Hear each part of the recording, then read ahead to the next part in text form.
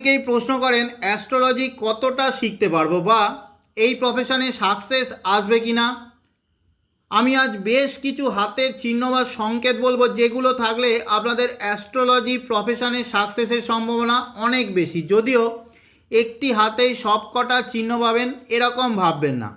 এই প্রফেশনের সাথে যুক্ত বিভিন্ন মানুষের হাতের উপর পরীক্ষা করে আমি দেখেছি প্রফেশনাল অ্যাস্ট্রোলজারদের হাতে দুটো পর্বত, চন্দ্র পর্বত আর এই বুধ পর্বত বিশেষভাবে শক্তিশালী থাকে। অ্যাস্ট্রোলজারদের জন্য এই চন্দ্র পর্বত অত্যন্ত শক্তিশালী থাকা মাস্ট। চন্দ্র পর্বত বেশ মাংসল ডেভেলপড থাকতে হবে, তবেই অন্যের মনকে সহজে রিড করতে পারবেন, কল্পনা শক্তি পূর্বানুমান ক্ষমতা বাড়বে।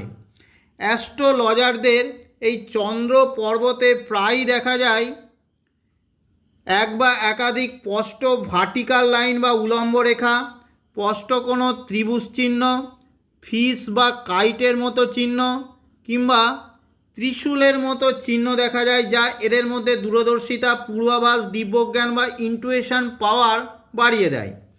অ্যাস্ট্রোলজারদের সাধারণত এই চন্দ্র পর্বত থেকে ভাগ্যরেখা ওঠে, অর্থাৎ চন্দ্রের কাজ, তার মধ্যে মন, মানসিক শক্তি, কল্পনা শক্তি, ইন্টুইশন পাওয়ারকে কাজে লাগিয়ে প্রফেশনও আসে।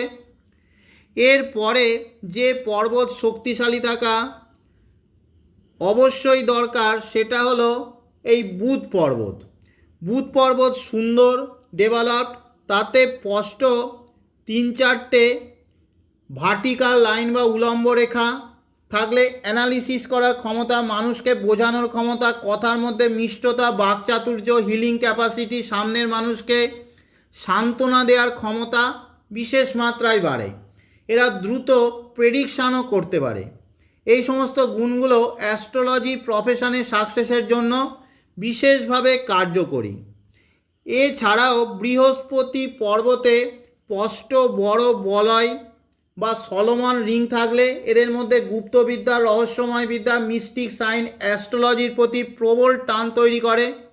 আর এই কেতুর পর্বতে শুভ কোনো চিহ্ন, যেমন ত্রিভুজ চিহ্ন, ত্রিশূল চিহ্ন কিংবা ফিস বা মৎস্য চিহ্ন স্পিরিচুয়াল বা অ্যাস্ট্রোলজিক্যাল জ্ঞান অনেক বাড়িয়ে দেয়।